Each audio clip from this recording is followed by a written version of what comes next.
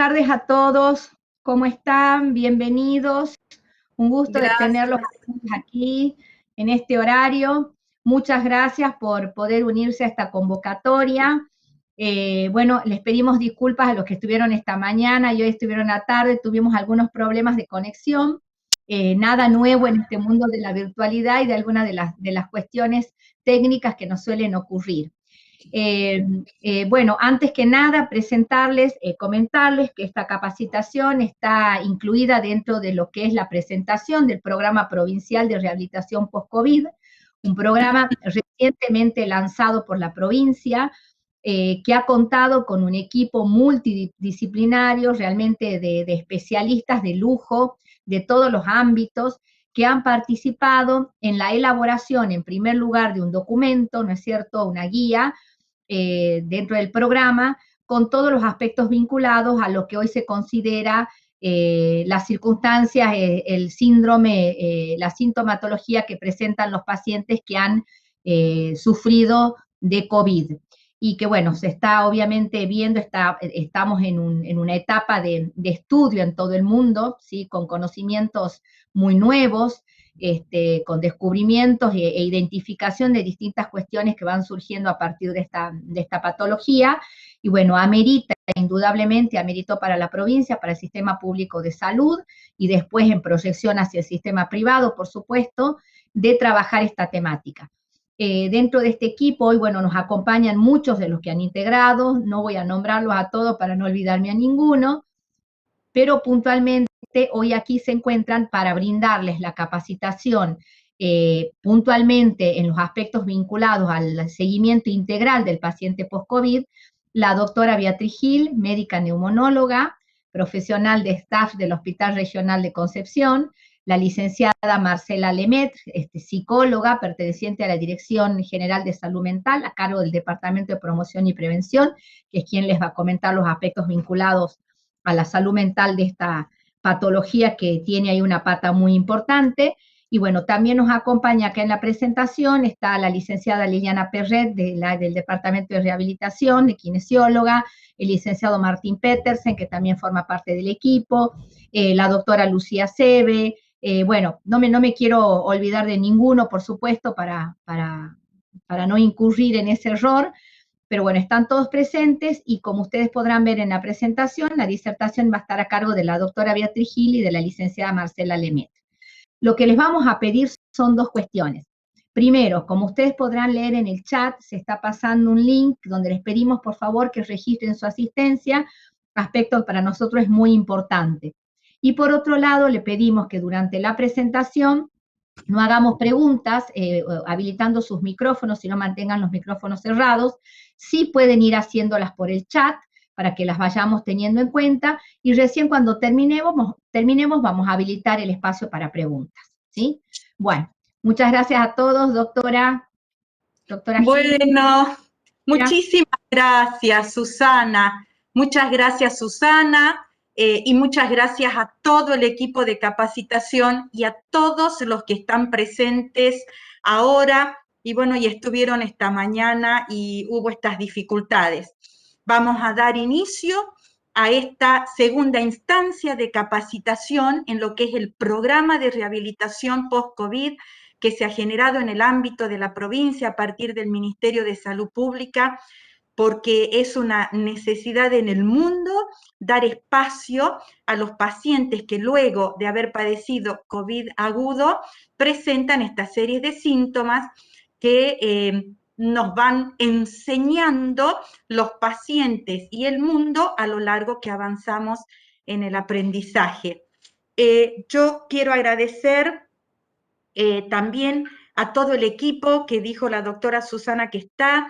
Ellos, si bien no van a presentar sus especialidades puntualmente, porque si lo quisiéramos hacer así, necesitaríamos días de capacitación, porque esto es muy dinámico, con conceptos muy cambiantes. Entonces lo que vamos a tratar de hacer es ir a lo concreto y a lo necesario, sobre todo en las primeras instancias de evaluación del paciente que requiere, del paciente que presenta síntomas luego de la COVID aguda. Lo primero que vamos a comenzar haciendo es conceptualizando.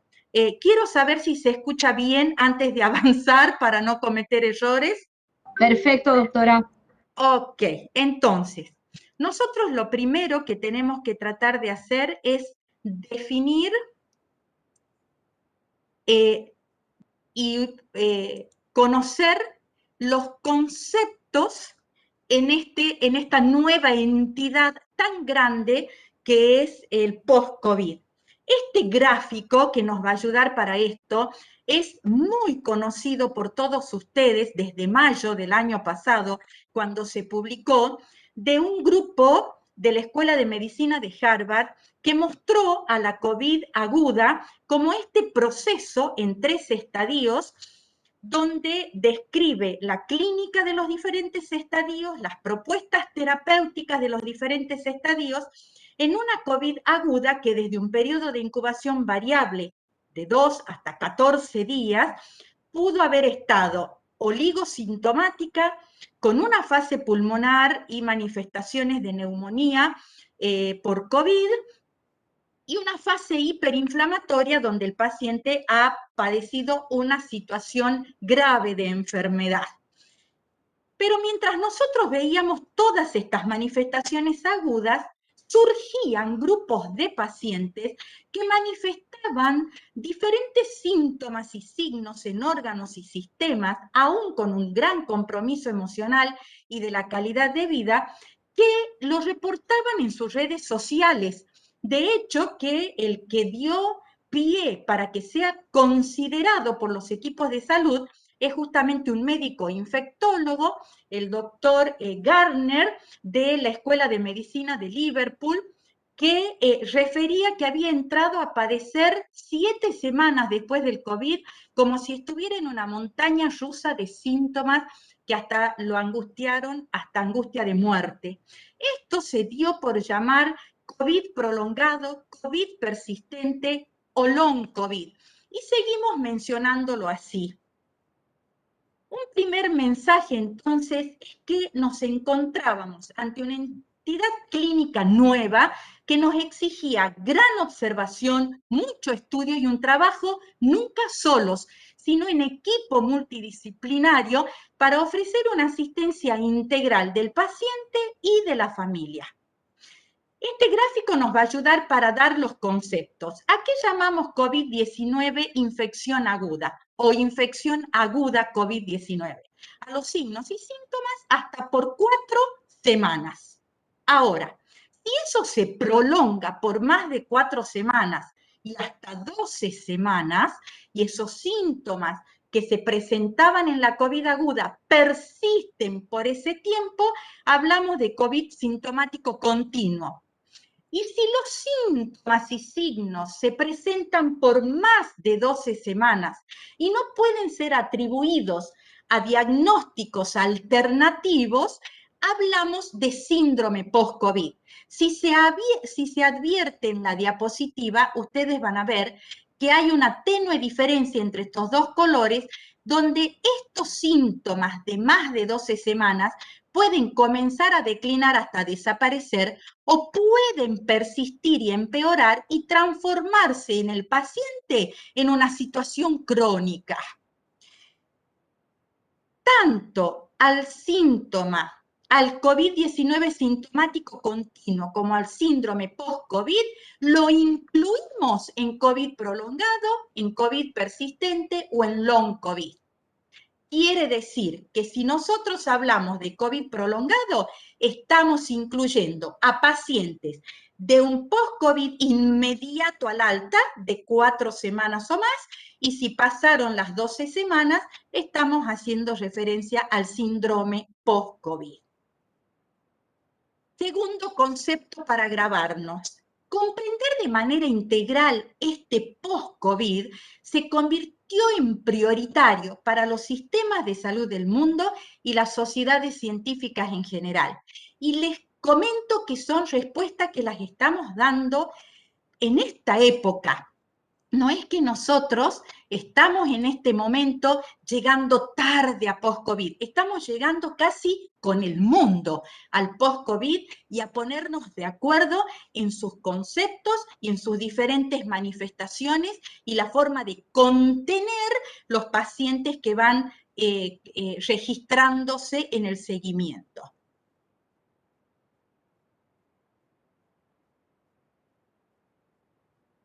Seguimos.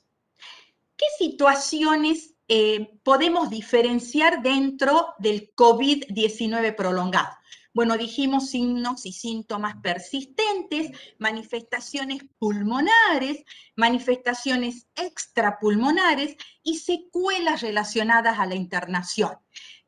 Recordemos que son pacientes que se han estado internados en salas de terapia intermedia, de terapia intensiva, han sido situaciones de extrema gravedad y soledad, y puede haber secuelas en el ámbito emocional y aún posteriores a procedimientos invasivos. Fíjense que dentro de estas 4 situaciones nosotros excluimos las manifestaciones que representan una exacerbación o un agravamiento de una comorbilidad previa. Por ejemplo, un paciente EPOC, de cualquier grado de EPOC, que tuvo COVID agudo y que por el COVID agudo hizo una exacerbación de su enfermedad o un agravamiento con un grado mayor de EPOC, no es post-COVID, ni post-COVID continuo, ni síndrome post-COVID. Es un EPOC que exacerbó o agravó por la intervención o por la ocurrencia de la COVID aguda. Acá tenemos enumerados los síntomas y signos más prevalentes.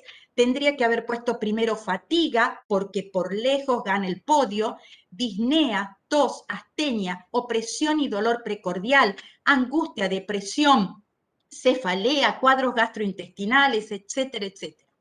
Dentro de las manifestaciones pulmonares vamos a ver aquellas que deterioran la función pulmonar, que pueden causar hipoxemia persistente, que pueden dar patrones de fibrosis, que en este momento le llamamos de fibrosis temprana, por eso tendemos a decir opacidades o lesiones persistentes en la tomografía, que pueden generar hiperreactividad bronquial en un paciente que no la tenía previamente, porque el asmático hiperreactivo, si exacerbó su hiperreactividad, no es post-COVID. Dentro de las manifestaciones extrapulmonares, las más frecuentes que vimos son las cardiológicas, hematológicas, neurológicas, gastrointestinales, renales. Son todos sistemas de órganos y órganos donde los receptores AC2 han sido la puerta de entrada para el efecto hiperinflamatorio del virus. También, como dijimos, manifestaciones psicológicas y psiquiátricas y otras. De las secuelas relacionadas a la internación, ya sea internación prolongada o internación en soledad, úlceras por decúbito, pérdida de masa muscular, alteraciones cognitivas, derivadas de venopuntura, de sondajes, de intubación, efectos de medicamentos, efectos en el entorno familiar y laboral, duelos. Hay familias enteras que han padecido COVID agudo en diferentes grados de enfermedad, con pérdidas en la familia, y ha llevado a mucha carga emocional, a mucho compromiso social y laboral. Todas son situaciones que nosotros debemos contemplar en el post-COVID. ¿Cuál es la prevalencia de esta nueva entidad? Y bueno, miren, ¿cómo será que la estamos describiendo? Que la frecuencia varía ampliamente en la bibliografía, desde un 5% a un 80%. ¿Por qué esta variabilidad?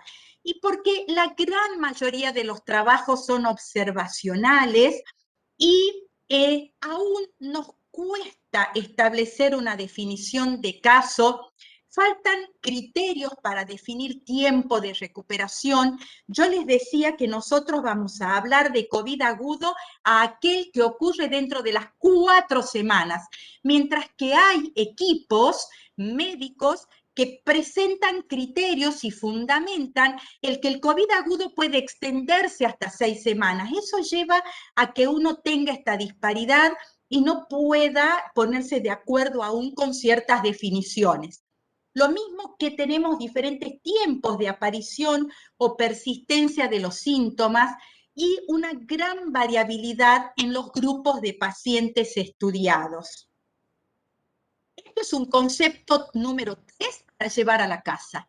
Cualquier paciente puede desarrollar COVID-19 prolongado independientemente de la gravedad de su infección aguda.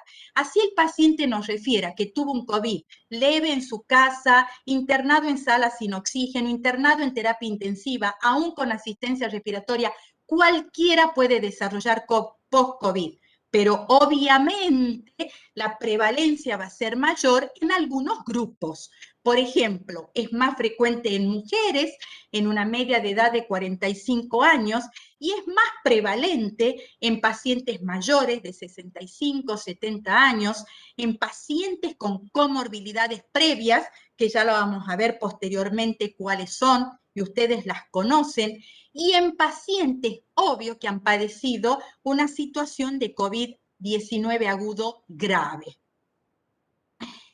Es un estudio de un grupo de neumonólogos e infectólogos del Hospital Gemelli en Roma, que han descrito el post-COVID y en este cuadro muestran cómo los síntomas de la fase aguda en una determinada prevalencia pueden persistir también con un porcentaje importante, miren, fatiga, disnea, dolores, tos, etcétera, luego de COVID. Acá estaríamos hablando en todas estas prevalencias marcadas en el gráfico con azul de un COVID-19 continuo.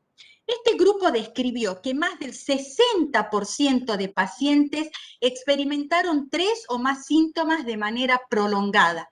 44% refirieron disminución en la calidad de vida con respecto a la que gozaban previo al COVID. 30% presentaron ansiedad, depresión, falta de concentración y alteraciones del sueño. ¿Cuáles son las hipótesis de etiopatogenia que hasta este momento se van estudiando y profundizando? Son varias. Yo voy a describir 4 y más breve de los que están puestos acá. A ver, hay una que es muy importante, que ocurre en general en casi todas las infecciones por virus, que es lo que llamamos viremia persistente. Esto es porque algunas infecciones virales producen una respuesta inmunológica débil, con una generación débil de anticuerpos, o ausente incluso, que genera una infección latente o crónica. En la década del 80, nosotros denominamos en la comunidad científica médica a este síndrome postviral como síndrome de fatiga crónica. Incluso se trataba, y aún se sigue tratando en algunas ocasiones, con antivirales. Otra propuesta, y muy válida, es que si el paciente ha padecido un COVID agudo grave y ha generado una fase hiperinflamatoria con la famosa tormenta de citoquinas, obviamente predispone a cuadros de mayor gravedad y a persistencia de síntomas derivados de estos cuadros de gravedad. Otra hipótesis es que se evidenciaron autoanticuerpos en la COVID-19 que pueden actuar contra proteínas inmunomoduladoras. Son una serie de proteínas interleuquinas que alteran la respuesta inmunológica y pueden dar persistencia sintomática. Y obviamente lo que habíamos referido, efectos de medicamentos cuando se trató la COVID aguda y de técnicas de soporte utilizadas. Ahora comenzamos con las recomendaciones, pero yo antes quiero hacerles premisas. Creo que estas 4 premisas las podemos sintetizar en una. Todas las recomendaciones que el equipo de especialistas hemos realizado para la actuación y la intervención en post-COVID están basadas en un razonamiento clínico y en la experiencia médica. Están guiadas por prioridades funcionales y por el cuadro clínico del paciente. A ver, le damos prioridad al cuadro clínico del paciente sobre los estudios complementarios. Y seguimos un proceso habitual de evaluación, como hacemos siempre ante otras entidades clínicas. Valoramos la clínica del paciente, razonamos los diagnósticos diferenciales y planificamos una intervención acorde a ese razonamiento que hicimos. El post-COVID un poquito nos ha mareado y nos ha puesto a todos como en una necesidad urgente de dar respuestas. Y hemos generado por ahí tratamientos no adecuados o estudios que por ahí hubieran sido necesarios en otro momento de la evolución de la enfermedad. Es decir, que la premisa es evaluar el cuadro clínico en su totalidad, tener un juicio médico basado en el cuadro clínico y actuar de manera interdisciplinaria, multidisciplinaria. Y estar atentos que ante síntomas persistentes que agravan, podemos definir una derivación al especialista que corresponda tempranamente. Nosotros en las recomendaciones decimos que debemos priorizar a los pacientes con alto riesgo de desarrollar post-COVID. Ya dijimos la enfermedad grave, la edad avanzada, las comorbilidades, porque estos pacientes son los que tienen que ser captados y es lo que el programa pretende, una captación temprana del paciente que se fue de alta, sobre todo de internación y sobre todo si la internación ha sido grave. Pero también captar a aquellos pacientes que han estado en domicilio. ¿Qué diferencia hay y cómo debemos tratar de manejar este seguimiento inmediato post-COVID? Darle prioridad al paciente que presenta factores de mayor riesgo y tratar de contactarlos dentro de las 48 a 72 horas y quizás el paciente que ha pasado su COVID aguda en forma leve, ambulatoria, podemos ir defiriéndolo, pero no a más de una semana de hacer la primera llamada o la primera visita, ya sea asistencial, presencial o por teleconsulta. Acá están las comorbilidades que todos conocemos, enfermedades respiratorias crónicas, preexistentes, obesidad, diabetes, hipertensión, cardiovasculares, renales, post-trasplante, cáncer activo, enfermedades autoinmunes. Un paciente que es dado de alta de un COVID grave o moderado y refiere artritis reumatoidea y un tratamiento inmunosupresor por la misma y debemos darle prioridad en el seguimiento post-COVID. ¿Qué es lo que importa en este primer contacto, en esta llamada a las 48 horas del alta o en esta consulta presencial si el paciente la demandó espontáneamente, aunque nosotros después lo llevemos a que quede registrado en el programa post-COVID a través del botón amarillo, de la aplicación, etcétera, etcétera, todo lo que vimos el martes pasado. Este primer contacto logra que nosotros hagamos una evaluación integral del paciente, una evaluación integral y centrada en él, donde determinamos qué grado de COVID tuvo, grave, moderado o leve, identificamos si existen factores de riesgo y con esto establecemos la sospecha de post-COVID persistente. Establecida la sospecha, podemos ir ya marcando el tipo de seguimiento que vamos a hacer, dar las alertas a los pacientes y establecer con ellos una comunicación segura, que el paciente esté contenido con este equipo multidisciplinario que ha surgido en muchos nodos y que vamos a ir acrecentando a lo largo de la provincia. Y acá quiero, bueno, acá repito estos conceptos, pero para que se nos graben. Determinar el grado de COVID, identificar factores preexistentes, conocer la autopercepción sobre su estado general. Todo esto nos permite identificar tempranamente al paciente. Una vez identificado al paciente, podemos hacer la evaluación integral, multidisciplinaria y la derivación precoz si existen síntomas o cuadros clínicos que, como dice la doctora Eugenia López y el licenciado Petersen, presentan una desviación sintomática, es decir, de tener una disnea grado 1 o 2, agrava a grado 3 o 4 y nosotros tenemos que hacer una actuación inmediata. Entonces, concepto 4 para llevar a la casa. La evaluación es integral, empática, eficiente y multidisciplinar. Y acá quiero hacer la aclaración que cuando hablamos de multidisciplina, no significa que el paciente tiene que ser visto por el neumonólogo, por el cardiólogo, por el nefrólogo, significa no. No es que el paciente va a pasear por todos, si bien va a ser visto por los especialistas necesarios. Una multidisciplina significa que el paciente va a estar asistido por las ideas y las actitudes y decisiones compartidas que tomen los diferentes especialistas que están haciendo su control post-COVID. Médicos, kinesiólogos, enfermeros, terapistas ocupacionales, psicólogos, psiquiatras y todas las bioquímicos de las distintas especialidades.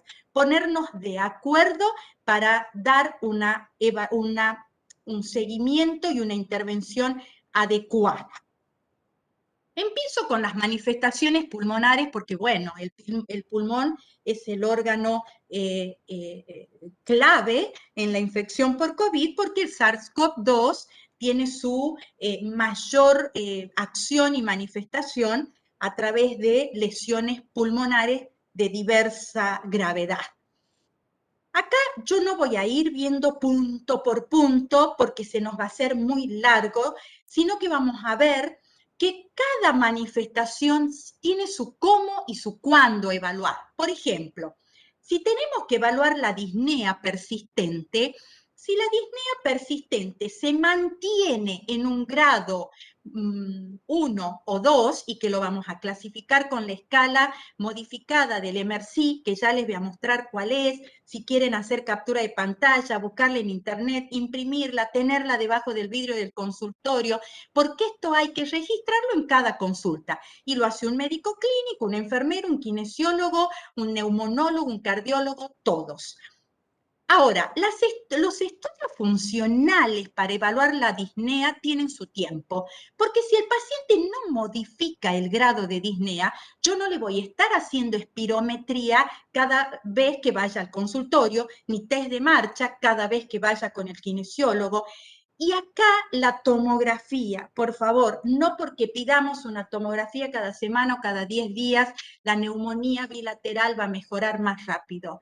El pulmón necesita su tiempo para regenerar y para volver a su función normal y a su anatomía normal. Entonces, ustedes van a ver que si la disnea es persistente y en un mismo grado y no sufre ninguna desviación o agravamiento, podemos esperar para pedir la tomografía de control y de paso estamos más seguros en los que vemos, los imagenólogos, los neumonólogos, los pacientes y todos.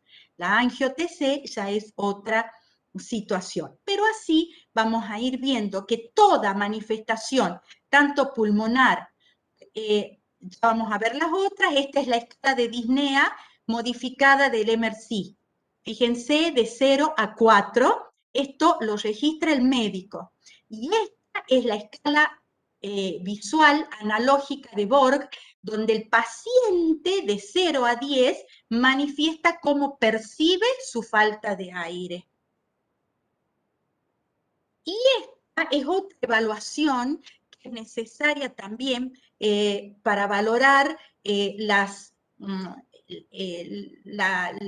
oxigenación, la saturación de oxígeno, con el oxímetro de pulso y acá valoramos lo que se llama la SpO2, la saturación por pulsioximetría, porque ponemos el oxímetro de dedo y medimos en diferentes actividades, la prueba de los 40 pasos, pararse y sentarse, y podemos ver la modificación que hace la saturación y podemos estar atentos a si el paciente requiere un monitoreo presencial o requiere una internación. Esto no lo he puesto porque vamos a ir algoritmo por algoritmo, lo he puesto para mostrarles lo que significa el seguimiento por imágenes pulmonares. Estos algoritmos han sido generados por el doctor Matías Corroto y el doctor Alfonso Méndez para el documento de recomendación. Yo lo que quiero mostrarles es que en escenario sin neumonía y con síntomas leves, se pide la radiografía solo si hay persistencia de síntomas. Y si es patológica, lo referimos al neumonólogo. En el escenario 2, que es una neumonía leve, podemos pedir la radiografía, he puesto también tomografía, pero a los 3 meses. Si el paciente no tiene ninguna modificación sintomática, a los 3 meses. Y si esa radiografía o tomografía es patológica, referimos al neumonólogo, que va a pedir recién a los 6 meses el próximo control. O una angiotaxis sospecha tromboembolismo de pulmón. El escenario de neumonía moderada, lo mismo, a los 3 meses. Y después la derivación al neumonólogo. Y el escenario número 4, aún con patología severa, a los 3 meses considerar la tomografía, salvo que la clínica del paciente nos esté indicando lo contrario. Si es un paciente, como les decía, que no tenía tos o exacerba la tos, o aparte de la tos se exacerba la disnea y cae la saturación, y bueno, lo más probable que se convierte en una urgencia, en otro cuadro diferente a controlarle la neumonía que tuvo en internación, porque quizás tengamos que solicitar una angiotac para ver si no presenta un tromboembolismo de pulmón. Pasamos y vamos a las manifestaciones extrapulmonares. Fíjense que están las más prevalentes. Neurológicas, cefalea, mareos, Guillain-Barré, anosmia, geusia, mialgias, ACV, confusión. Hematológicas, tromboembolismo, cardíacas, aparte de los síntomas que pueden persistir, como palpitaciones, taquicardia y etcétera, miocardiopatía por estrés, miocarditis, arritmia, shock cardiogénico, isquemia, cor pulmonale, endocrinológicas, dermatológicas, gastrointestinales, hepáticas, renales. Hemos visto pacientes con injuria renal aguda, proteinuria, hematuria, que tienen que hacer un seguimiento durante la COVID aguda, digo, que tienen que hacer un seguimiento post-COVID necesariamente con el clínico y que estará atento a que si esa persistencia de la disfunción renal persiste, tiene que trabajar en equipo con el nefrólogo, porque hasta podemos plantearnos, de pasados 3 meses y persistencia de estos cuadros, la biopsia renal. Miren que acá están todos, las manifestaciones cardiovasculares, cómo y cuándo evaluar. Las manifestaciones hematológicas, cómo y cuándo evaluar. A ver, también pensar que un dímero D diario cada 48 horas o semanal no me está dando ninguna indicación.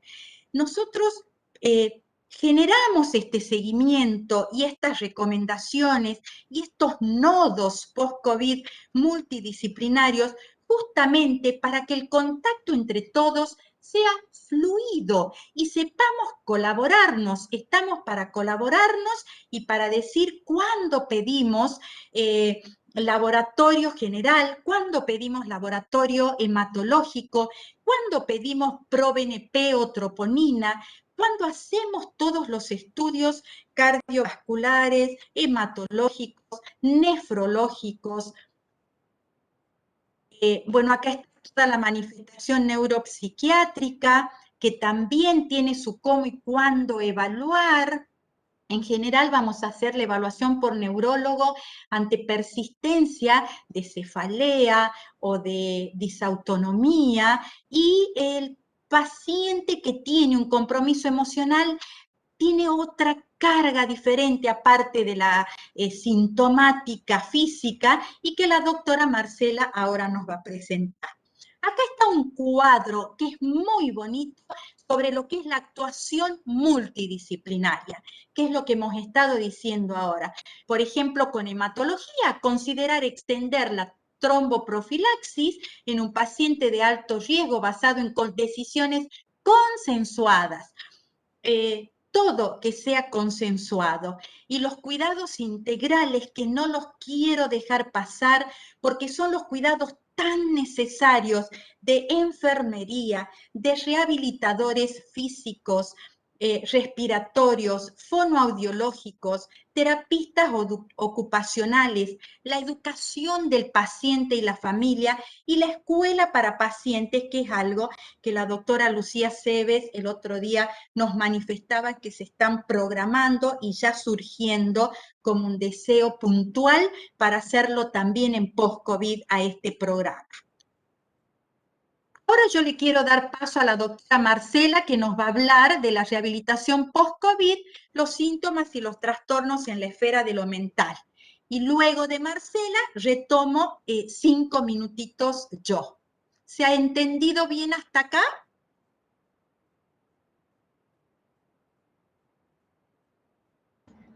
Sí, doctora, perfecto. Bueno, muchas gracias, Betty. Muchas gracias a todos por la participación. Vamos entonces a iniciar la siguiente, por favor, con una reflexión en relación a todo lo que tiene que ver con los síntomas y trastornos en la esfera de lo mental que se producen en una situación de emergencia humanitaria, que es como la pandemia COVID-19.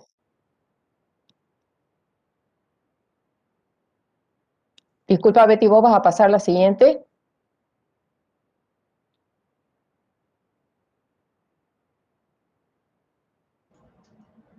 Betty, doctora.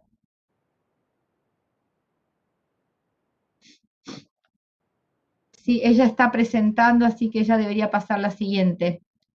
Betty. Bueno, les voy comentando hasta que podamos solucionar el tema de la presentación.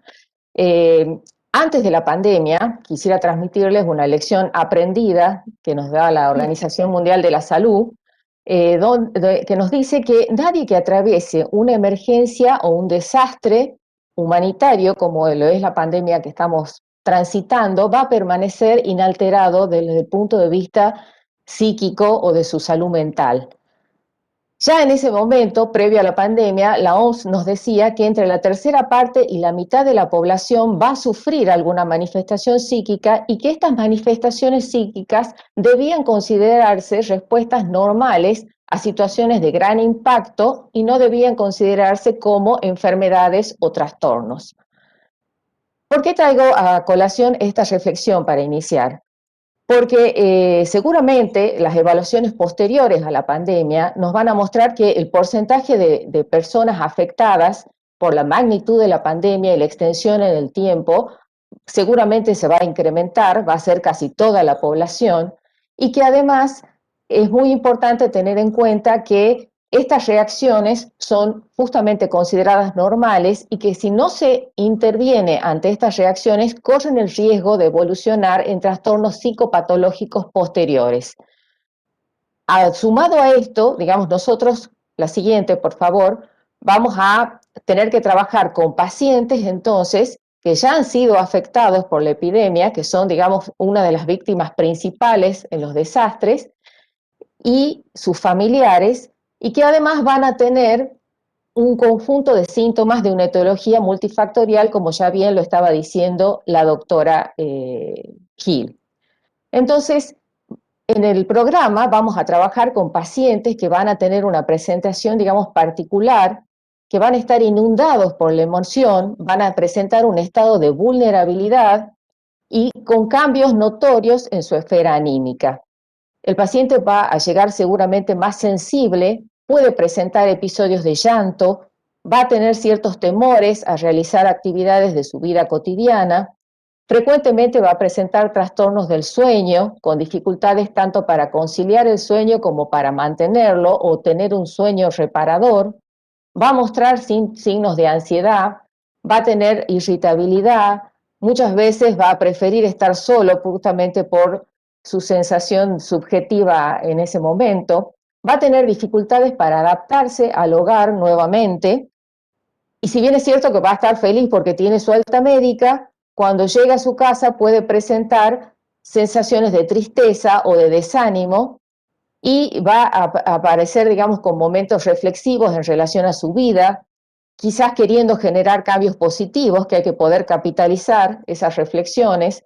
Van a tener interés permanente en saber sobre su familia, ya que seguramente han estado aislados y con una sensación de soledad de mucho tiempo. Y va a ser fundamental trabajar con los familiares, porque estos también han sido afectados por un alto grado de incertidumbre y también requieren atención y seguimiento en su salud, tanto física como mental.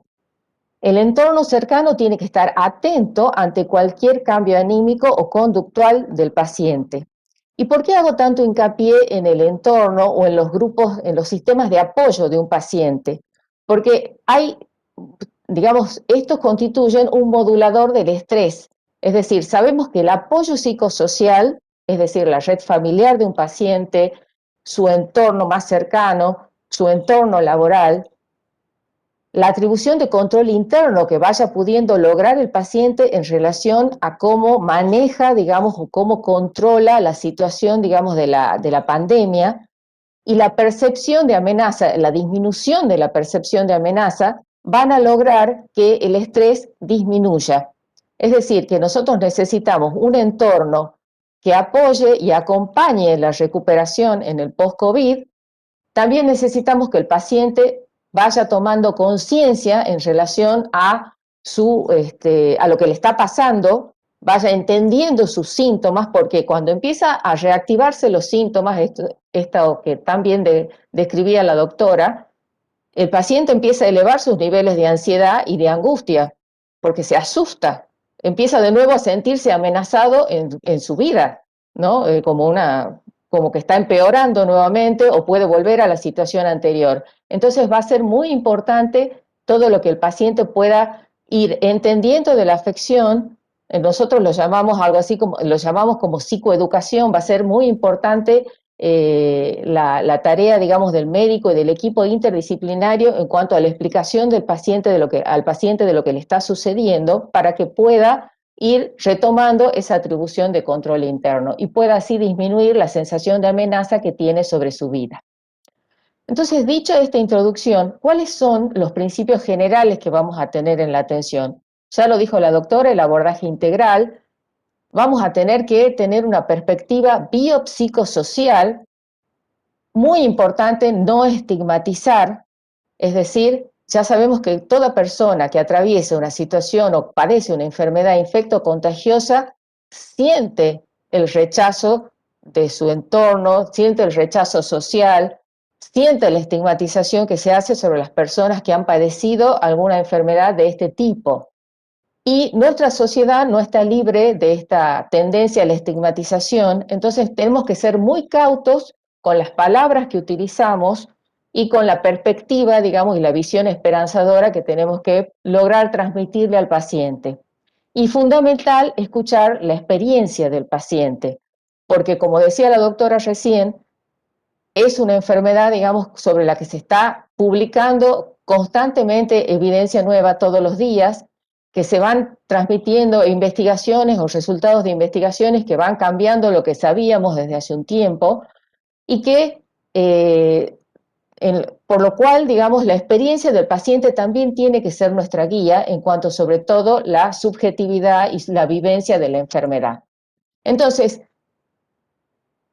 es muy importante que en la consulta haya un ambiente que facilite una comunicación franca con el paciente, que haya cierta privacidad, que sea un ambiente privado, que se le pregunte al paciente si quiere estar acompañado o solo durante la consulta, que se logre, digamos, una comunicación simétrica, y que se logre una comunicación clara para el paciente.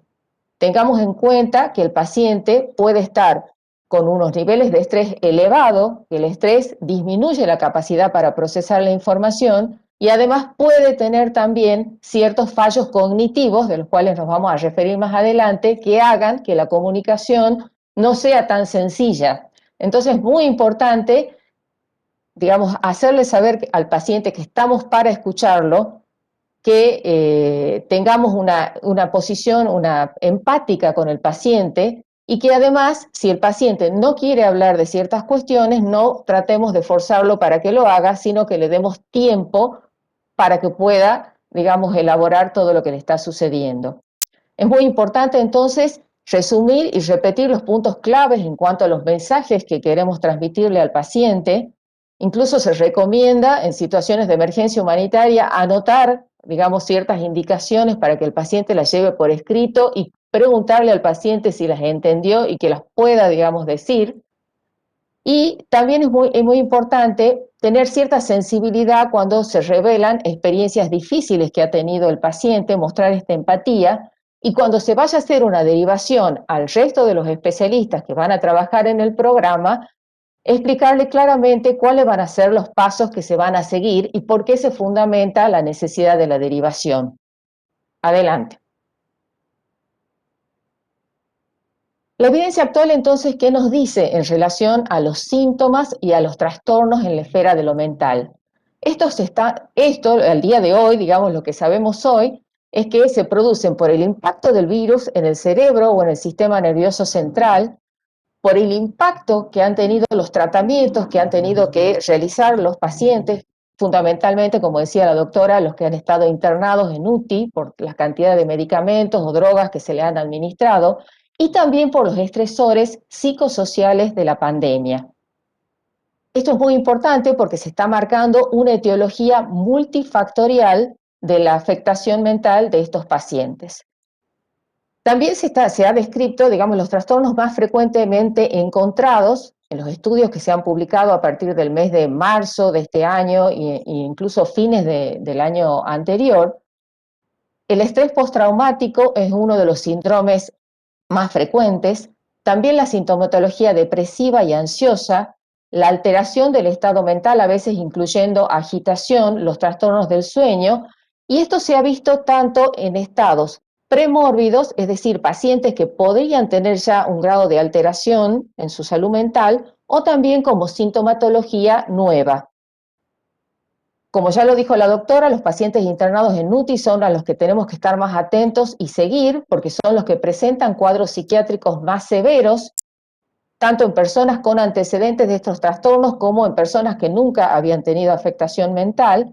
Y también se ha descrito un grupo de pacientes que han cursado con una enfermedad leve, pero que presentan síntomas cognitivos, en la esfera de lo cognitivo, como fallos de memoria reciente, trastornos de concentración, dificultades en la atención, dificultades para la comprensión, es la llamada niebla mental, que condiciona y afecta el funcionamiento cotidiano de la persona en lo laboral o en lo interpersonal.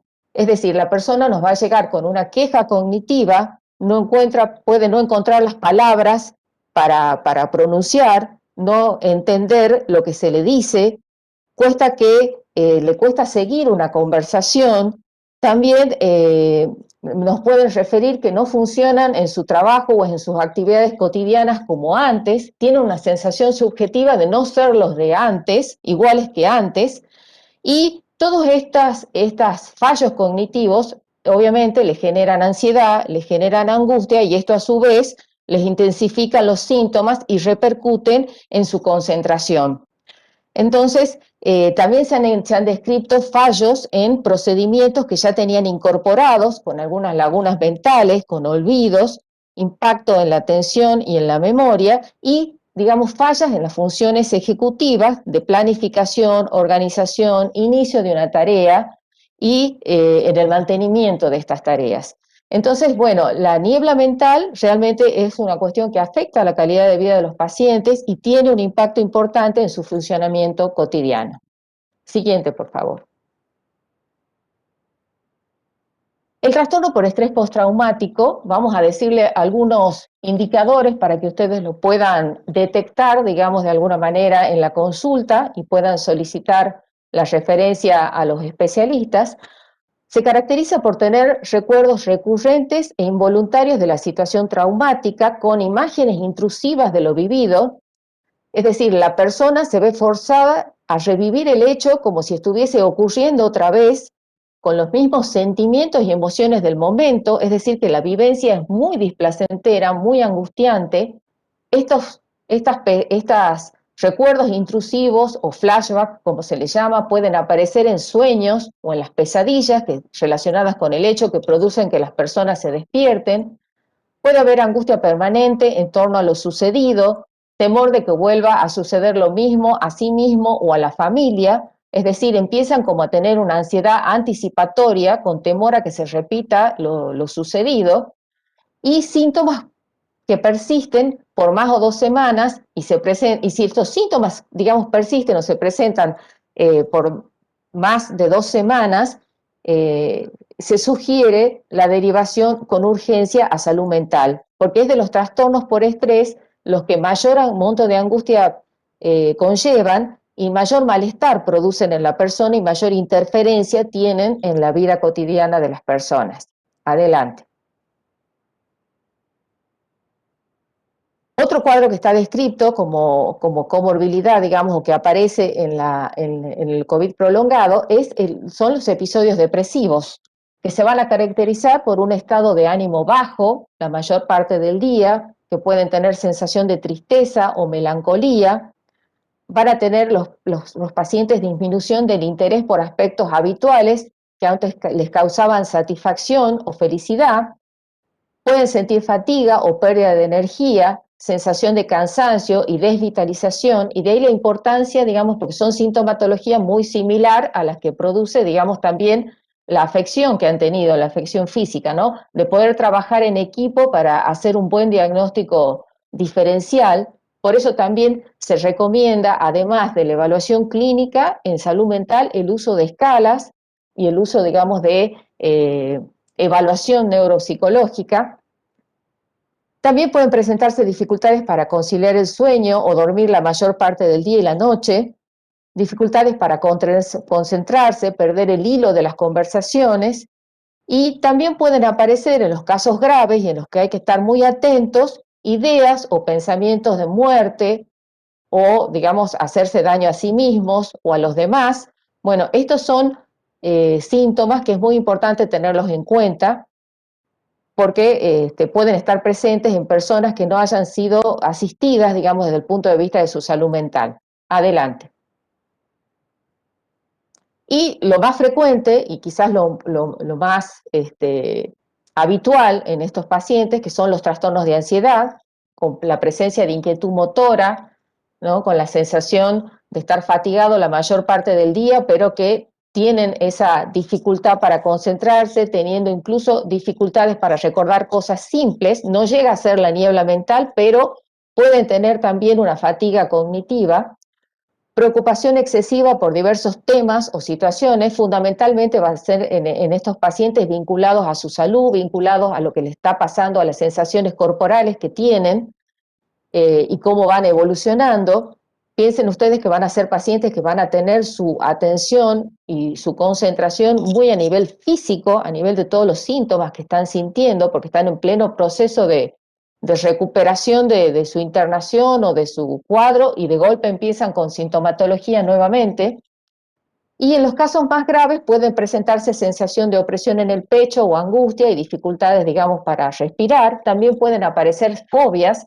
Esto está muy presente en las personas que, digamos, se enfrentan con una situación límite que pone en riesgo su vida, que posteriormente aparezcan ciertas fobias, ¿no? Ciertos temores que pueden ser como por ejemplo a los espacios cerrados, hacia determinadas situaciones y conductas evitativas también de esos lugares o de personas que les recuerden a esas situaciones. Entonces, si estos síntomas se presentan, digamos, 2 o más de estos síntomas, se recomienda, digamos por más de 2 semanas, se recomienda derivar a la atención en salud mental. Adelante.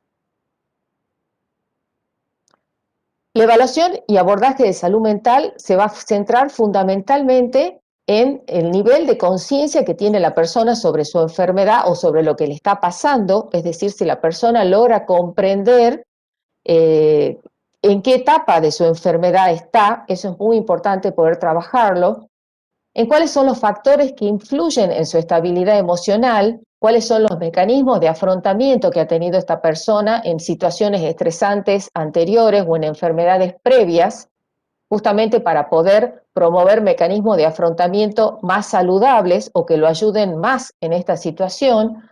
También va a ser muy importante la detección de riesgos, es decir, por ejemplo, detectar si la persona ha tenido, por ejemplo, antecedentes de tentativa suicida, antecedentes de ideaciones de muerte, si ha tenido periodos de consumo de sustancias psicoactivas, si ha estado en shock emocional, si presenta un estado disociativo, digamos, no puede asociar, digamos, lo que le pasa en sus emociones con lo que le pasa a nivel corporal, si tiene autocontrol o no. Es muy importante también evaluar si ha sufrido pérdidas recientes de familiares, de seres queridos, de referentes, pérdidas laborales, pérdidas funcionales también. Si hay presencia de trastornos mentales severos previos, es decir, si el paciente padece, por ejemplo, trastorno bipolar, si padece esquizofrenia, si tiene un trastorno psicótico, si tiene un trastorno de personalidad, si ha tenido un episodio depresivo grave anterior, porque esos son antecedentes muy importantes a tener en cuenta.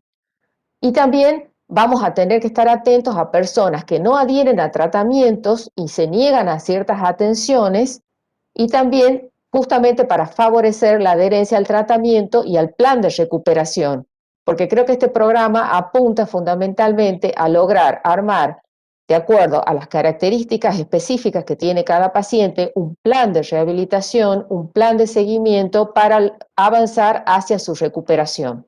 Adelante. Entonces, en este proceso de evaluación que decimos que se va a dar en salud mental, va a ser muy importante la evaluación psicodiagnóstica, ya que el COVID-19 va a provocar, como decíamos recién, cambios en lo cognitivo. La evaluación clínica, el uso de escalas de evaluación de depresión, como puede ser la escala de depresión de Beck o de Hamilton, o la escala una de las escalas que también se recomienda en las guías internacionales es la de Jessa-Beck. Y también la evaluación del estado cognitivo con algunas escalas estandarizadas como el test de Mini-Mental o MoCA, que también la aplican algunos neurólogos, y otras técnicas psicodiagnósticas específicas que pueden aplicar los licenciados en psicología.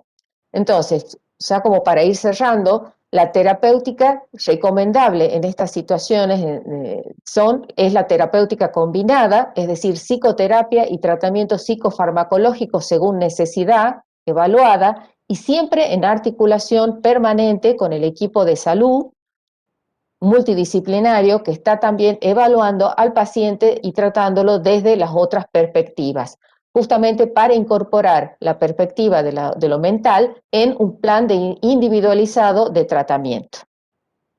Así que, bueno, Betty, yo dejo hasta acá para después estar atenta a las preguntas. Muchas gracias, Excelente, Betty. Marcela, excelente. Es lo que vemos en prácticamente todos los pacientes, además de los problemas físicos que refieren. Excelente, ya van a surgir muchas preguntas seguramente con respecto a esto. Ahora, un tema que es así como eje de todo lo que es la rehabilitación, el seguimiento post-COVID es la rehabilitación. Como dicen nuestro gran equipo de kinesiólogos, fonoaudiólogos y terapistas ocupacionales, la rehabilitación es un proceso centrado en el paciente, adaptado a sus necesidades individuales. No nos vamos a cansar de referirnos a este enfoque integral y a la educación del paciente y de su entorno como herramienta clave para adherir a la rehabilitación y a todos los tratamientos indicados. El enfoque, el kinesiólogo o el rehabilitador tan esencial porque es muchas veces el que aplica algunas escalas o algunos tests y es el que capta a veces tempranamente una manifestación que al equipo médico clínico le pudo haber pasado desapercibido. El equipo de rehabilitación también es multidisciplinario porque vamos a estar todos los médicos de las diferentes especialidades, los kinesiólogos encargados del entrenamiento físico y funcional, los fonoaudiólogos especialistas en técnicas de deglución y lectoescritura y los terapistas ocupacionales a cargo del entrenamiento de las actividades de la vida diaria y de la reinserción laboral esencial en estos pacientes para lograr una recuperación rápida y un alta más temprano. También quiero mencionar al equipo de enfermería, porque muchos pacientes dados de alta, sobre todo en condiciones de gravedad, requieren una asistencia de enfermería en el domicilio y las enfermeras son las encargadas muchas veces de controlar la saturación, aparte de todos los signos vitales y de generar las alertas para comunicar a este gran equipo multidisciplinario. La rehabilitación en el post-COVID está indicada en todo paciente que presente secuelas por la COVID-19, respiratorias, cardíacas, motoras, cognitivas o neurológicas. Priorizar a aquellos, obviamente, que estuvieron internados en áreas críticas. Realizar evaluación mediante flujogramas y test diagnósticos, mejorar la capacidad funcional psíquica, neuromotora y aliviar los síntomas del paciente y siempre incluir a la familia como pilar fundamental, sobre todo para motivar a que adhiera a todas las propuestas que se hacen desde rehabilitación. Quiero mencionar también el trabajo de detección de un estado nutricional óptimo o no. Hay pacientes que salen con alteraciones en su estado nutricional y deben ser considerados en el seguimiento. Entonces, COVID persistente es una entidad heterogénea que exige un enfoque multidisciplinario.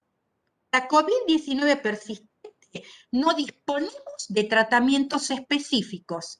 Por eso el seguimiento integral es el prioritario, porque nos va a ir dando las pautas de tratamiento y seguimiento en cada caso en particular.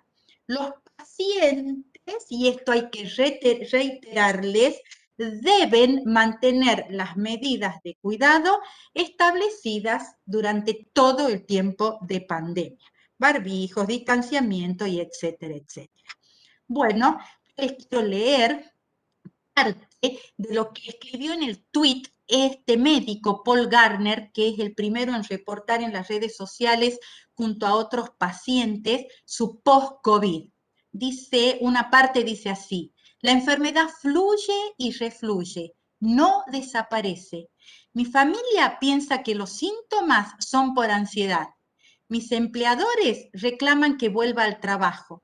Pensé que me estaba volviendo loco por no mejorar en el marco de tiempo establecido.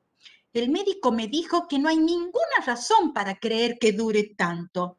Y yo les digo que los síntomas van y vienen. Son extraños y aterradores. El agotamiento es severo, real y forma parte de la enfermedad. Y todos necesitamos el apoyo y el amor de la comunidad que nos rodea. Y la medicina es justamente la que tiene que ser la medicina, incorporando a todo este equipo multidisciplinario que acabo de mencionar, tiene que ser la que brinde esta contención al paciente en el post-COVID. Muchísimas gracias. Y acá he puesto no fin, sino continuará, porque esto es dinámico y podemos cambiar algunos conceptos y tener que volver a juntarnos y volver a recordarnos actuaciones en el post-COVID.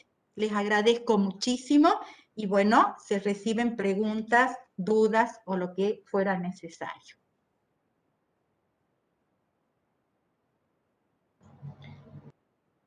Bueno, doctora Gil, licenciada Lemet, excelentes las presentaciones, la verdad que muy claras, un aprendizaje total, escuchar y ver todas las circunstancias que se presentan, las distintas condiciones en la esfera física y en la esfera mental, muy importante y la verdad que son muy bien estructuradas las presentaciones porque tienen un orden que nos hacen ir siguiendo paso a paso el entendimiento de esta patología y todas sus consecuencias y comprender que el abordaje indudablemente debe ser interdisciplinario por la variedad de aspectos que se presentan, ¿no? Y bueno, y decíamos con el pilar, con el aspecto de esta pata de salud mental tan importante, porque todos los aspectos físicos van acompañados de este otro aspecto. Así que muchas gracias y felicitaciones a las dos.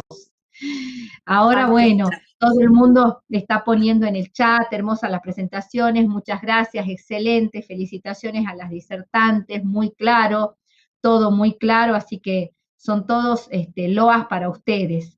Abrimos ahora, como dijeron las presentadoras, un espacio para preguntas. Pueden habilitar sus micrófonos libremente quien quiera preguntar o pueden hacer las preguntas por el chat, yo las voy leyendo, como ustedes prefieran.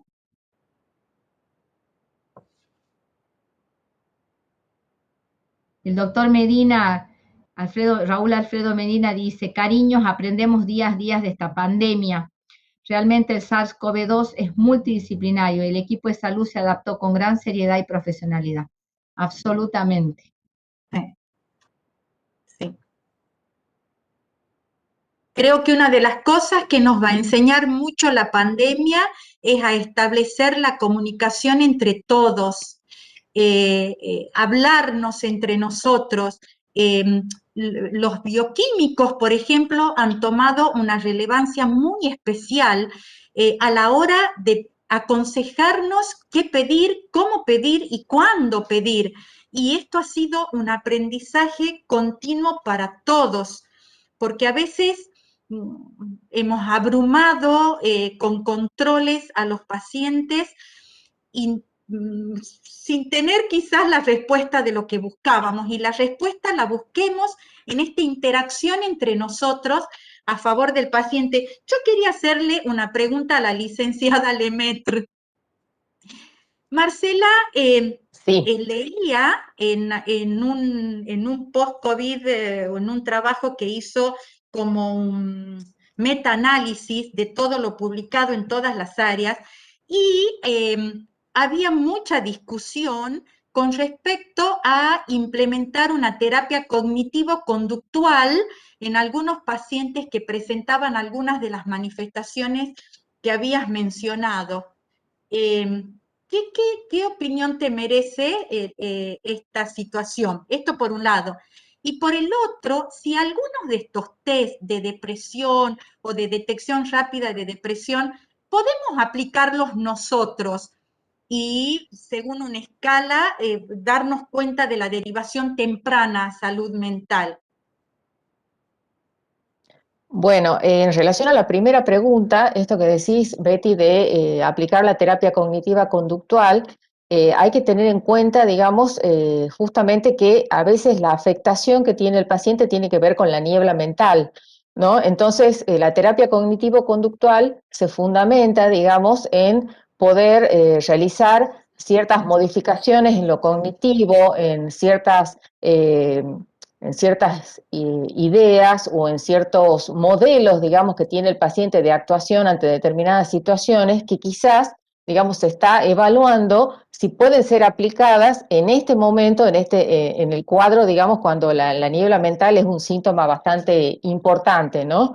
Lo que se recomienda es, digamos, la psicoterapia de apoyo, teniendo en cuenta, digamos, el timing del paciente, digamos, poder hacer un acompañamiento terapéutico de la evolución del paciente. Sí se recomienda cierta rehabilitación neurocognitiva, que muchas veces la puede hacer el neurólogo, o también ciertos psicólogos que tienen una especificidad en o expertise en esa área, ¿no? En la rehabilitación cognitiva o el entrenamiento de ciertas funciones que pueden estar siendo afectadas por la niebla mental. Y en relación a los otros síndromes que mencionamos, los episodios depresivos, los trastornos de estrés postraumático, bueno, eso sí pueden abordar, cuando hay, digamos, no hay compromiso de lo tan fuerte el compromiso de lo neurocognitivo, pueden abordarse con terapia cognitiva conductual o también con psicoterapia breve, y digamos, y siempre en terapéutica combinada, ¿no? Porque cuando la sintomatología ansiosa es una sintomatología alta, digamos, es importante, a veces el paciente va a requerir también de el tratamiento psicofarmacológico de la ansiedad, por eso la participación del médico psiquiatra es fundamental también en la evaluación y en la terapéutica, ¿no? ¿Y cuál era la otra? Perdón. Sí, los test, por ejemplo, para evaluar depresión, por ejemplo, la escala de Beck, creo que se llama, puede ser aplicada por nosotros y poder tempranamente quizás captar, o si hay algunos más breves. Sí, habría que buscar, digamos, algunas preguntas por ahí, porque, digamos, las escalas se pueden aplicar siempre y cuando sean, digamos, dominadas por las personas que las aplican. Claro. En general, digamos, los que están habilitados para hacer, digamos, evaluaciones psicodiagnósticas o neurocognitivas son los profesionales de la psicología.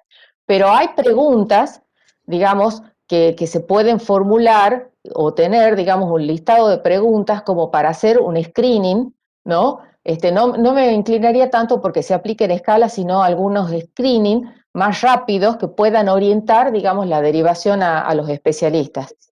Perfecto, gracias Marcel. El doctor Walter quería hacer un comentario. Perfecto, yo iba a leer unas preguntas. Sí, doctor Ziegler, haga usted primero el comentario, después leo las preguntas. Perdón. Gracias, muy amable, la verdad que excelente la presentación de Beatriz y Susana, de Marcela, perdón, y Susana también, que es la que pone pila a todas estas capacitaciones, ¿no? Bueno, yo simplemente hacer un aporte desde la psiquiatría y desde la prevención de la psicopatología. Hace poco hemos tenido un interesante intercambio con un ateneo con el doctor Istofán, que está en Texas, Estados Unidos, y llegábamos a la conclusión de que ellos están utilizando mucho el magnesio. Y acá en Tucumán también lo usamos al magnesio los psiquiatras desde hace tiempo. Y esto tiene que ver fundamentalmente con lo que es la fatiga crónica y lo que es el insomnio. Sabemos que el insomnio es transversal, que esta pandemia ha generado en diferentes tipos de reacciones el insomnio. Y el insomnio no necesariamente tiene que ser tratado con benzodiazepinas o con psicofármaco. Casualmente por esta acción preventiva de prevenir de que tengamos... Insomnio, magnesio. ¿Me escuchan bien? Hay que darles benzodiazepinas. Sí, doctor. Bien. Bueno, lo que estaba diciendo es de que tenemos que evitar el uso de las benzodiazepinas. Por supuesto que las benzodiazepinas también están indicadas en varios casos. Pero yendo específicamente a lo que tiene que ver con el paciente COVID y post-COVID, lo que se está usando en el mundo y que hay trabajos ya que están publicados tienen que ver con el magnesio y con la melatonina. El magnesio fundamentalmente sabemos de que es muy conocido acá el total magnesiano, el estrés, el sport, el ginseng. Fundamentalmente el magnesio sabemos que interviene en el ciclo de Krebs, genera energía, y está muy vinculado con lo que tiene que ver la facilidad que se produce la generación del impulso nervioso, pero también cómo neutraliza la excitabilidad neuromuscular. Y aparte de eso, incrementa obviamente los niveles de energía. Entonces, el magnesio, que viene junto con la vitamina B1 y B6, la usamos mucho para la fatiga. Y combinado con lo que tiene que ver con la melatonina, que está muy vinculada con lo que es la glándula epífisis, que sabemos que la glándula epífisis está muy relacionada con lo que es la formación de serotonina, a través de el triptofano, que se transforma en la serotonina, y la serotonina en la melatonina, y la melatonina es un excelente inductor del sueño. Más allá del efecto antioxidante, del efecto antiinflamatorio que tiene, actúa mucho con la defensa inmune. Entonces lo que estamos usando mucho ahora, que antes de la pandemia era muy barato, la melatonina, el melatol, hoy por hoy se ha transformado en el mercado farmacéutico, se ha ido prácticamente al 300 o 400%, pero es lo que estamos usando como primera línea para la inducción del sueño, la regularización del ritmo circadiano en los pacientes COVID y post-COVID. Así que bueno, ese es el aporte que quería hacer porque es muy enriquecedor este espacio. Hay muchos médicos generalistas, médicos clínicos, neumonólogos. Entonces la sugerencia que hacemos desde la psiquiatría es evitar el uso de psicofármacos y empezar con esta hormona natural, que es la melatonina, y probar, ¿no? Como el efecto antioxidante que produce, antiinflamatorio, fundamentalmente por el efecto que tiene con los pacientes COVID, que está demostrado ya a través de trabajos científicos en el mundo. Excelente la presentación y la verdad que da gusto, ¿no? Compartir estos espacios. Eso nada más es lo que quería aportar. Gracias, doctor. Justamente le agregan una pregunta a su comentario. Preguntan qué dosis de magnesio y de melatonina. Bueno, con el magnesio hay que tener mucho cuidado. La melatonina no tiene contraindicación. La melatonina se la puede indicar una sola vez al día con la cena. El magnesio se recomienda bien en comprimidos efervescentes o en polvo. Lo que se recomienda son 2 veces por día, generalmente con el desayuno y con la merienda. Pero con el magnesio tenemos que tener cuidado en las personas que tienen colon irritable, las personas que tienen dificultades gastrointestinales, porque por ahí puede producir diarrea. En las personas constipadas anda bastante bien. Lo ideal que nosotros usamos acá es un comprimido efervescente por día, generalmente con la merienda o con el desayuno. Y la melatonina una sola vez al día. Bien, gracias, doctor. Gracias. Consulta, por favor. Acá consultan en el chat cómo se plantea el alta en el COVID prolongado. ¿Pueden volver a trabajar? No sé quién va a responder. A ver, yo puedo dar un inicio de respuesta si alguno de los especialistas que está presente la puede dar. Es todo un tema el de los criterios de alta para COVID prolongado. El COVID continuo, aquel que tiene la persistencia de síntomas, en general con la contención integral del paciente, suelen ir aplacando los síntomas y desaparecen. Ahora, el tema está en las manifestaciones pulmonares o extrapulmonares del post-COVID, cuando han tenido situaciones de gravedad, por ejemplo, injuria renal aguda, tromboembolismo de pulmón y que puede evolucionar a hipertensión pulmonar, una neumonía en organización que puede evolucionar a trastornos, a alteraciones fibrosantes. Entonces, esto va a faltar un poco de tiempo para decir cuándo damos el alta. Creo que con el COVID continuo, que presenta los síntomas persistentes, vamos a ser capaces de plantear un alta con criterios más definidos. Pero con todo lo que son las manifestaciones post-COVID, va a ser un poco más complejo. Y con las manifestaciones por secuelas de internación, y muchas veces forma parte el tiempo de recuperarse de lesiones de las cuerdas vocales por intubación. Nosotros ya, bueno, particularmente he asistido a un paciente que ha tenido que ir a cirugía y prótesis traqueal por estenosis, por asistencia respiratoria en una situación de gravedad. No había sido prolongada, pero sí el paciente en shock y bueno, hizo una tendencia a estenosis de tráquea. Estas situaciones son las que a veces uno dice, ¿con qué criterio doy el alta? Por eso vamos a ir aprendiendo y vamos a ir avanzando y definiendo criterios. Así es, si alguien quiere aportar sobre esto.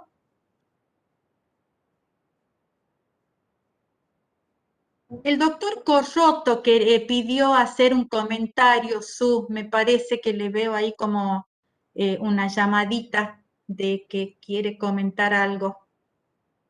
Doctor Corroto. Hola, ¿cómo están? ¿Me escuchan? Perfecto. Perfecto. Buenísimo. No, un poco algo que había charlado con Betty, que ella me dijo que consideraba importante, y yo estoy totalmente de acuerdo con ella, el tema del pedido de las imágenes. Tenemos que saber particularmente que las tomografías computadas o los estudios de imágenes, particularmente las tomografías computadas, tienen particularmente dos indicaciones puntuales, o si queremos tres. La primera es cuando tenemos sospecha de sobreinfección bacteriana. La segunda es cuando tenemos sospecha de tromboembolismo pulmonar. Y la tercera es a los 3 meses del alta clínica, o epidemiológica en realidad. ¿Qué significa esto? Que no debemos pedir estudios de imágenes indiscriminadamente, porque de ninguna manera cambia el manejo del paciente independientemente de lo que veamos en la tomografía computada. O sea, si yo en la tomografía computada tengo un patrón tomográfico de neumonía organizada probablemente, o un patrón tomográfico extenso o que de alguna manera nos asusta lo que estamos viendo, y el paciente clínicamente y analíticamente está súper bien, de ninguna manera cambiaríamos la conducta terapéutica. Y de la misma manera, al revés. Tengo una tomografía que prácticamente no dice nada o no dice mucho, sin embargo, tengo ferritina elevada, etcétera, etcétera, yo estoy seguro que de ninguna manera sacarían el tratamiento o evitarían un tratamiento a ese paciente. El otro punto que había marcado Betty es que cuente un poquito la diferencia entre lo que es una tomografía computada con contraste endovenoso y una angiotomografía computada. Una angiotomografía computada básicamente es un estudio contrastado para estudiar particularmente las estructuras vasculares. Ahora, ya sea arteria o vena, porque nosotros tenemos angiotomografía computada en fase arterial y, por supuesto, en fase venosa, según lo que necesitemos estudiar. Ahora bien, la tomografía computada con contraste endovenoso es una angiotomografía también, pero son muchos otros estudios.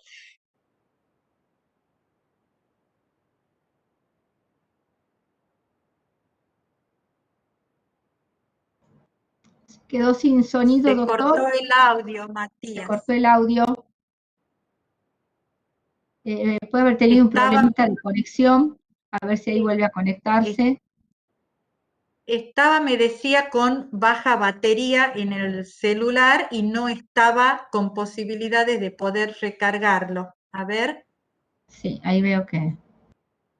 No, me parece Creo que, bueno, el concepto está en que cuando nosotros pidamos una angiotac o una tomografía con protocolo para TEP, aclaremos muy bien el pedido al centro de imágenes.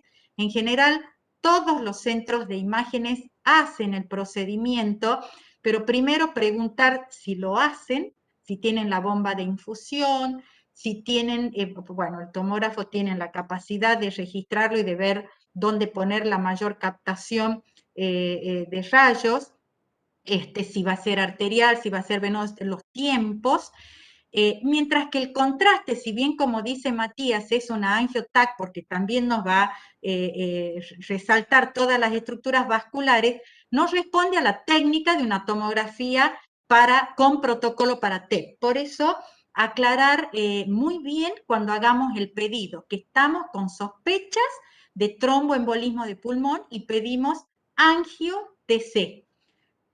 Sí, ahí preguntan si en los hospitales públicos, sí, sí. Es una técnica que en general todos los técnicos y los imagenólogos la preparan y la ponen a punto. Así que el tema es específicamente el estudio que deseamos, el porqué del contraste, para que se haga en tiempo la infusión, que lleva su tiempo, y la focalización del foco de imagen del tomógrafo. Eso era un dato que me parece importante, no, si sospechamos TEP, no poner tomografía con contraste, poner con protocolo para TEP. Acá hay un aporte que me parece muy importante, Susana, ¿lo puedo leer? Sí, doctora, por supuesto. Dice el doctor, ay, acá lo perdí, Cristian Campero, dice que sería prioritario comenzar con nuestro recurso humano, la evaluación y asistencia de las repercusiones. A ver si totalmente de acuerdo, y quiero comentarle con respecto a esto, que yo comencé a apasionarme y a motivarme con el tema de post-COVID cuando desde el ministerio la ministra solicitó que un equipo de médicos podamos hacer la asistencia del personal de salud que había padecido COVID-19 agudo para evaluar bien las repercusiones que la enfermedad había tenido en él y en el área laboral. De hecho, que por eso a muchos que están en este momento participando conozco, porque hemos tenido un contacto y un seguimiento cercano, y creo que no está de más su comentario, doctor, porque es esencial que en los hospitales, si no surge de abajo para arriba, surja desde los trabajadores el requerimiento quizás de juntarse con el equipo de salud mental o con alguien de salud mental en grupos de escucha, de autoapoyo. Los grupos post-COVID van a ser muy importantes en el seguimiento, de hacer las consultas. Casi todos los hospitales que han tenido internación COVID en este momento van a ser nodos multidisciplinarios. En este momento hay 8, 9 nodos, 8 creo, pero se espera que surjan 20 o más, de acuerdo al reclamo y a la captación de pacientes y a la demanda de asistencia. Así que me parece muy oportuno su comentario, doctor Campero, le agradezco, pero si no se ha generado en su ámbito de trabajo, genérelo con un equipo de compañeros, de médicos, porque también van a estar las escuelas para pacientes. Entonces generemos estos espacios. Estoy muy de acuerdo con usted.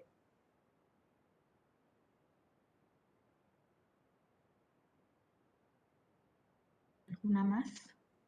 En el chat no hay otras preguntas, pueden habilitar los audios. Si alguien más quiere hacer alguna pregunta o hacer algún aporte a alguno de los especialistas.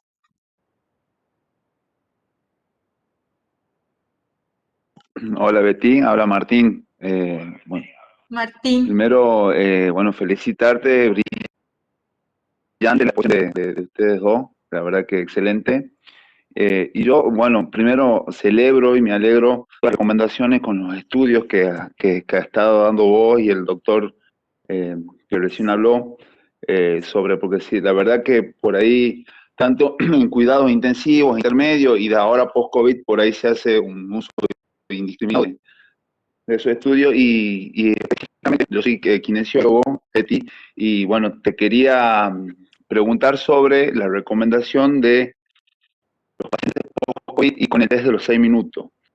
¿Por qué te digo eso? Porque un poco lo que la evidencia, bueno, que estoy viendo, sobre todo en lo que han escrito los italianos, que en los post-COVID, que en un estudio que hicieron grupo control y experimental, en la marcha del test de los 6 minutos, el del 100%, el 70% no lo pudo terminar, y el 30% que lo terminó hizo menos de 200 metros en estos post-COVID. Entonces, ¿cuál es la recomendación que vos nos harías de neumonóloga que soy, que los neumonólogos son los que más usan o que nos piden a nosotros este test de los 6 minutos?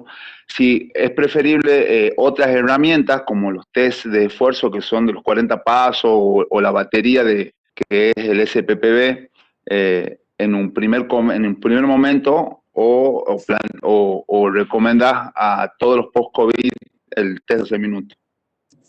Bien, es excelente tu pregunta, Martín, porque de una, así para empezar, te diría que todo paciente post-COVID que ha tenido neumonía bilateral y en diferentes grados, sobre todo en aquellos que la neumonía pudo haber sido una neumonía organizativa o un distrés respiratorio, o incluso aquel que se complicó con un tromboembolismo de pulmón, el seguimiento necesario de la función pulmonar es el test de marcha de 6 minutos. Es una prueba que a nosotros nos da muchísimos datos. No solo en la caída de la saturación medida por el oxímetro de dedo, sino también en los cambios de la frecuencia cardíaca, en el grado de disnea que percibe el paciente a lo largo de la marcha, en los 6 minutos, y en la distancia recorrida. En la distancia recorrida. De hecho, que nosotros no es que lo equiparamos, pero a veces en el lenguaje así medio vulgar, popular, decimos que el test de marcha de los 6 minutos es la difusión de monóxido del cobre, porque no todos los pacientes pueden acceder a hacer el estudio de DLCO, de difusión de monóxido. Es un estudio más caro. Nosotros en Tucumán tenemos un centro privado que está trabajando un montón y que realmente es necesario a veces pedirlo sí o sí. O sea que yo al test de marcha sí le pido en la evaluación a todos los pacientes post-COVID. Ahora, el momento, y generalmente si el paciente está estable, espero la recuperación y lo pido a los 3 meses. Que recupere fuerza muscular, masa muscular, índice de masa muscular, que esté más seguro en su marcha y en los estudios pedidos, pero es una prueba que nos da muchísimos datos. Y en el seguimiento del tromboembolismo pulmonar también, porque sensibiliza la caída de la saturación y nos puede llevar a pedir un ecodoppler cardíaco con valoración de la presión de arteria media en la arteria pulmonar y empezar a estudiar más profundamente al paciente. Es un test sensible, muy sensible. Así que muy buena tu pregunta. Muchas gracias, doctora, y muy claro tu contestación. Gracias a vos, Martín.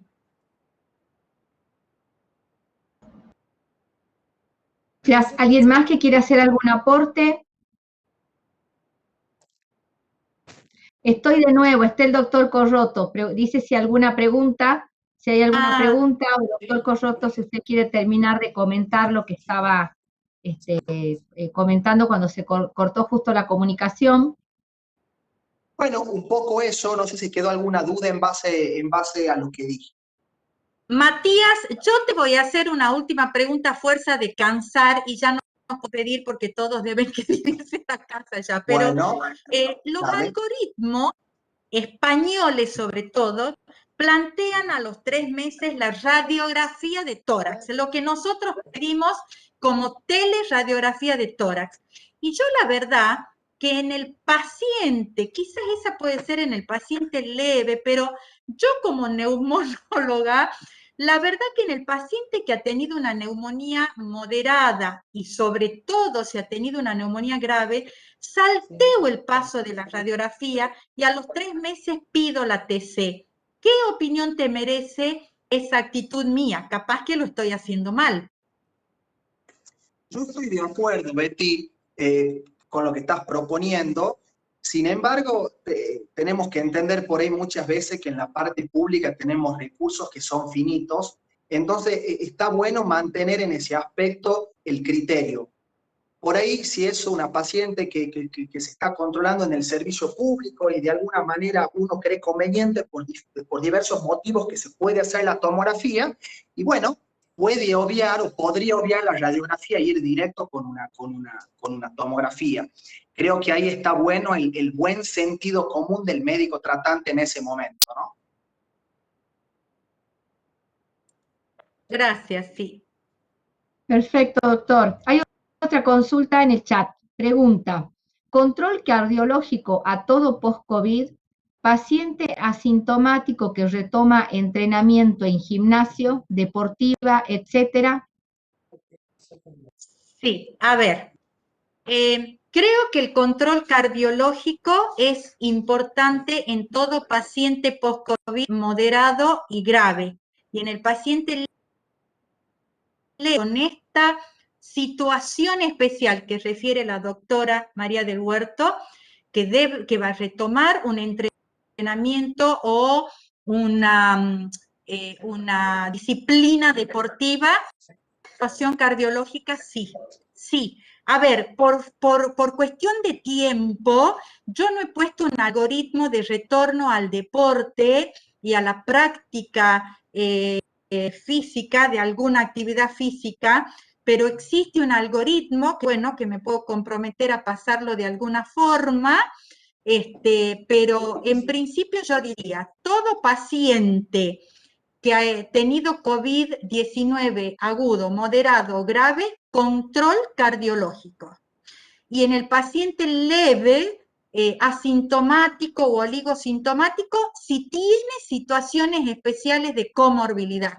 Obviamente que si fue, por ejemplo, un hipertenso y tuvo una COVID leve y la pasó en su domicilio, y yo cuando le doy de alta a los 14, 15 días lo mando a su cardiólogo, lo envío a su cardiólogo. Por eso pesa mucho el juicio clínico y esta evaluación inmediata post-alta. ¿Está respondido, María del Huerto?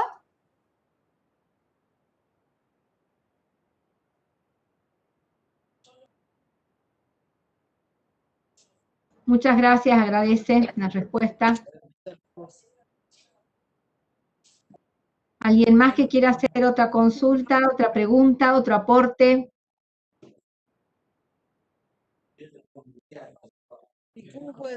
Yo quería decir que en relación a uno de los aportes que hicieron en relación a evaluar al recurso humano, comentar a los que están presentes que nuestros servicios de salud mental de hospitales de referencia, desde el principio de la pandemia, están brindando atención y apoyo en salud mental a los recursos humanos del sistema. Muchas de las personas que están han asistido a estas consultas, después han tenido, digamos, COVID y muchos están en tratamiento. También inclusive tenemos una unidad, digamos, que la Dirección de Salud Mental a cargo del doctor Siller ha creado, digamos, para atención específica de los profesionales durante la pandemia, ¿no? Por cuestiones vinculadas a esta temática. Entonces, es muy importante que estas personas que ya están en tratamiento o que de alguna manera tienen su asistencia en salud mental puedan también ser incluidas en este grupo, digamos, en este programa, ¿no?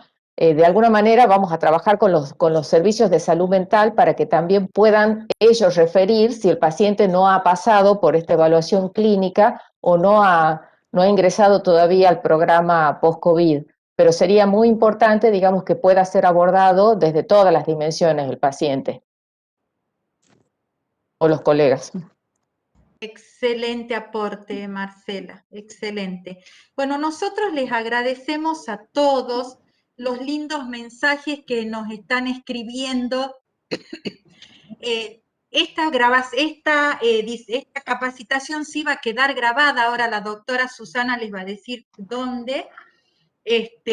Y sí, les podemos dejar un teléfono de contacto. Ay, no, a ver, creo que lo tengo aquí. Yo les voy a dar un teléfono donde no me llamen, pero sí me hacen WhatsApp identificándose bien. Ya les dejo, que es el teléfono que tengo justamente para el seguimiento de pacientes y para el trabajo con los colegas. A ver, acá les doy el número. 381, lo voy escribiendo en el chat. 381 631 7648. 381 631 7648 quedó escrito en el chat. Ese número de celular lo tengo a disposición de los pacientes post-COVID que me escriben sus mensajitos, no me llaman, porque si no funcionaría tipo call center con una sola empleada, pero sí podemos, a ver qué le falta un número, a ver, 381-631-7648, no, está bien, me preguntaban si faltaba un número. Bueno, estamos. Les agradecemos un montón, realmente. Trabajemos comunicados. Bien, respecto de lo que comentaba la doctora recién de la posibilidad de ver el material, por un lado están las presentaciones, los PDFs que se los vamos a hacer llegar a través de los coordinadores de los nodos post-COVID, por supuesto, y por otro lado las grabaciones de la disertación del día martes y de hoy, así como los videos que ya se han elaborado para los pacientes post-COVID, están subidos en el canal de capacitación, en el canal de YouTube del Departamento de Capacitación. Para ello, deben ingresar en la página del Ministerio de Salud. Inmediatamente en la presentación de la página hay un link al costado derecho, un cartelito que dice canal de capacitación, hacen clic e ingresan directo al link del departamento. Y ahí van a encontrar distintas listas de reproducción, entre esas ya está generada la lista que se llama Programa Provincial de Rehabilitación Post-COVID, y ahí va a estar subido el material. Esto va a estar subido recién a partir de mañana viernes, ya va a estar disponible. Así que pueden buscarlo desde allí. Excelente. A ver, voy a ver si lo tengo al link para ponérselos ahí en el chat. Muchas gracias a todos por acompañarnos, por los comentarios y por la excelente participación que han tenido. Yo quiero destacar, digamos, el compromiso que tiene este equipo de trabajo en la formación permanente, en las inquietudes que tienen por brindar una práctica cada vez más adecuada y actualizada en relación a su participación en estos espacios, ¿no? Es muy de destacar, siento mucho orgullo de pertenecer a un sistema de salud que tiene este compromiso con la actualización en la formación y en la clínica, ¿no? Así es.